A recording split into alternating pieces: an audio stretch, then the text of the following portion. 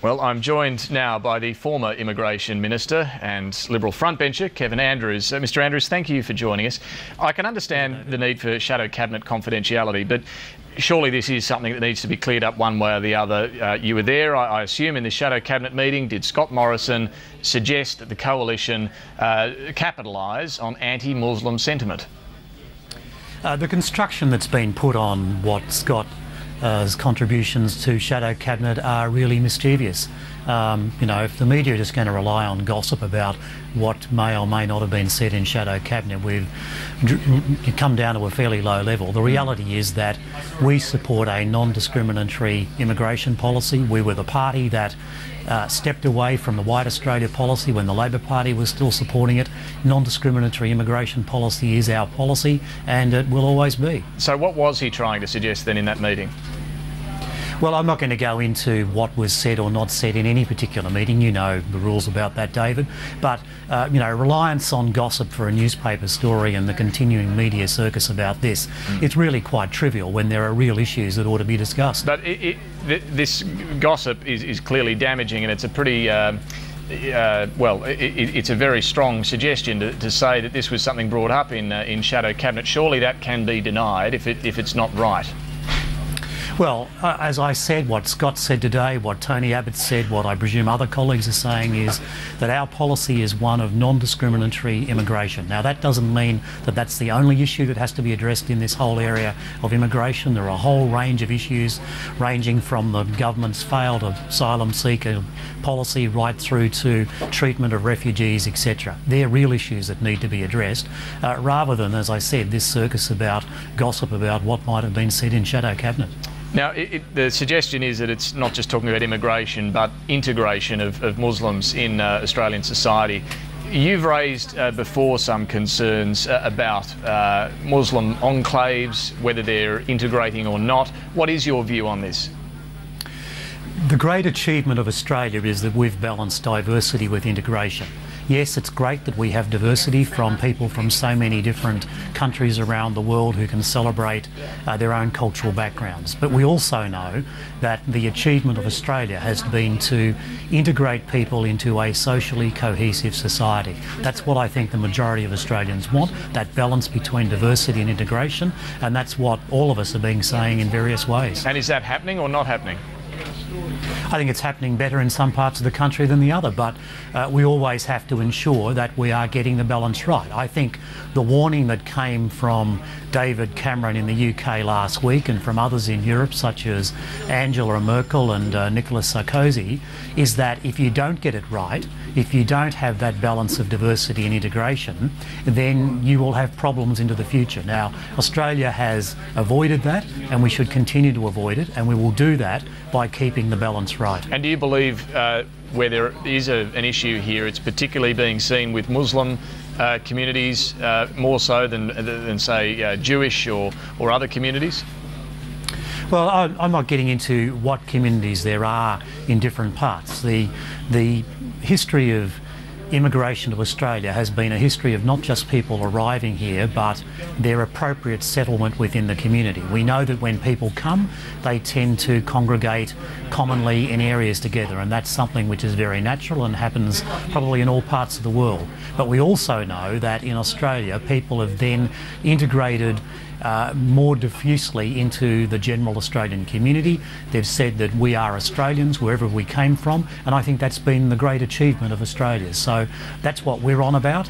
That was part of the reason, I suppose, if you go back to historically why we said that the White Australia policy had not continued to meet the expectations of Australians. But it's also why we say today that integration is an important component, settlement is an important component of our immigration program.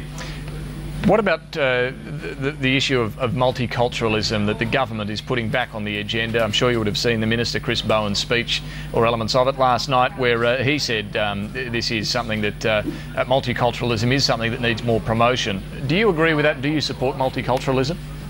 Well, the fact is that we are a multicultural society. We are a multi-racial society, and indeed we're a multi-ethnic, religious society. That's a fact. Whether describing something as an ism such as multiculturalism actually helps us to go forward is another issue.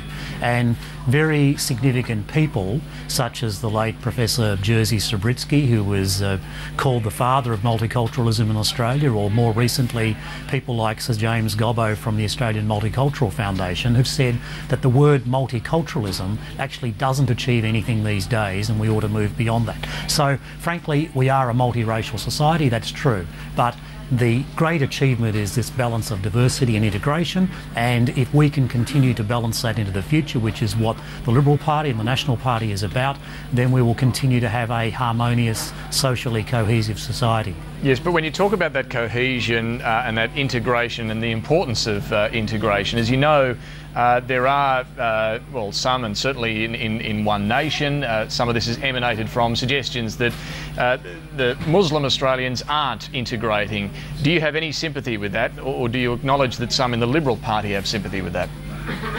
Look, One Nation is a political entity that has its views of its own. They're not the views of the Liberal Party or the National Party. They're entitled in a democracy to put their views, but they're not our views. I have explained as best I can to you what our views are, as Tony Abbott and Scott Morrison and others have. It's about a non-discriminatory policy, but one nonetheless which is based on a balance of diversity and integration. Kevin Andrews, as a former immigration minister, can I ask you about Chris Bowen's handling of the flights for these asylum seekers this week? He faced criticism today for flying asylum seekers back to Christmas Island after the funerals a couple of days ago, in particular that young boy who lost both his parents in the shipwreck at Christmas Island in December. Should the young boy have been kept in Sydney? Could he have used his ministerial discretionary powers to do that? I don't know the full facts of the case, David, so I can only indicate that what I would have done, or what my approach would have been in that situation. It would have been motivated by compassion for the individual, and it would have been about trying to find the best circumstances for that young boy in which he would be given the best chance of being in a supportive and loving environment. Now, the Minister has to make a call about this, and he's made a call. I don't know all the facts. I can only indicate the approach which I took when I was the Minister. That issue about compassion towards the individual case, I think, is important. Of course, there are other issues that can't be avoided either, and that's why, you know, that boy, for example, is in this situation in Australia, and that goes to a failure of the government's policy, but that's a different issue. But, you know, you think about this boy, he clearly didn't make the decision to get on a boat and come to Australia. It was his parents. They both died. He's been left in this terribly traumatic situation. He does have a family member, an aunt in Sydney.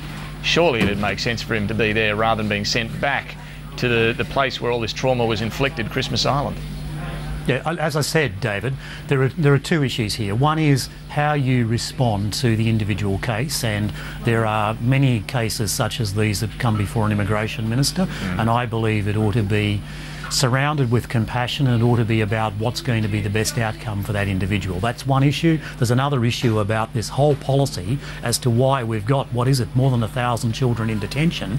When we left government, as I recall, there weren't any children in detention. So there are two issues. They are different and they both have to be addressed. Yeah, and just a final one, Kevin Andrews, a political question.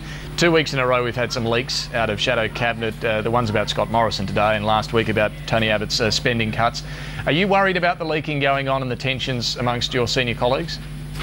Look, all I would say to my colleagues, as I would say to members of the Liberal Party and indeed to the millions of Australians that supported us at the last election, we've got a job to do. That's to hold the government responsible. In my area, you know, there's no movement on welfare reform, and yet you've got 800,000 people, burgeoning numbers on the disability support pension. There's a whole range of areas where our concentration should be on the government. That's what I'm doing. That's what I hope all my colleagues will continue to get on and do. All right, you've done that right there. Kevin Andrews, thanks for talking to us. Pleasure, David. Stay with us after